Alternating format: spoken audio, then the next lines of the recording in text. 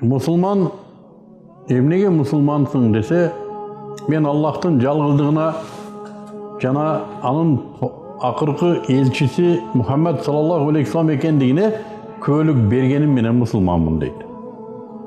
Маанисинде ушундай. Ла илаха иллаллах Мухаммаду Расулуллах келмесин айтып бетке кармоо, мына ушул берген күбөлүгүн бетке кармагандай. Мына ушул затында күбөлүктүн бара турган жери ушул. Мусулманды башкадан айырмалаганын акыйкаты ушунда. Бирок биз бул келмеге ушунчалык көнүп калдык. Алдыбыздан карамышык өтүп кетсе де ла илаха иллаллах Мухаммаду Расулуллах. Bir машине менен bir машине кагышып кетсе де ла илаха иллаллах Мухаммаду Расулуллах. Бул сөздү ушунчалык айта берчү болдук. Жок, айта бериш керек. Бул тилибиз көнүп калыш керек. Анткени ла илаха иллаллах Мухаммаду Расулуллах келмеси менен жан бергенге не жетсин? Оозубузда ушул сөз менен жан бергенге не жетсин?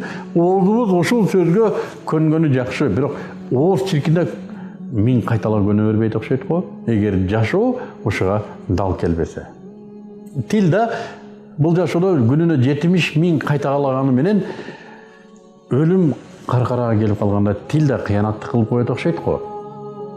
Эгерде бул жашоо бул келмеге дал келбесе, маселе эмнеде? Эмне үчүн биздин келмебиз Аллах алдында кабыл болбой калышы мүмкүн? Эмне үчүн биздин келмебиз тилибизди ынандыра албай калышы мүмкүн?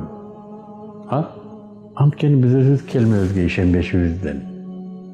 Биз өзүбүз келмебиз үстүндө ойлонбогондугубуздан, келмебизге биздин жоопкерчилигибиз болбогонунан, мен ла илаха иллаллах Мухаммаду Расулуллах келмесин айткан мусулманмын. Мен ушул келме менен мусулман болгон адаммын деп келмебиздин алдында жоопкерчилигибиз болбогон үчүн. Эмнеге бул жоопкерчилик болбойт? Анткени биз келмебиз жөнүндө ойлонгон жокпуз. Өзүбүз ишенбейбиз бул келмеге. Өзүбүз бул келменин Аллах алдындагы даражасына ишенбейбиз, анткени бул жөнүндө ойлонгон эмеспиз. Бул келме эгер жашоо менен дал келсе, бизди куткаруучу келме. Бизди куткаруучу күбөлүк. Мындан башка бизди куткаруучу нерсе жок. Мындан башка бизди түбөлүк азаптан куткаруучу жок эч нерсе. Миңдеген сооп иштерди кылалы. Миңдеген жакшылыктарды кылалы. Күбөлүгүбүз жок болсо, жана айткан күбөлүгүбүз жашообузга дал келбесе, бизди куткаруучу эч нерсе жок. Сиз өзүңүздүн күбөлүгүңүзгө ишенесизби?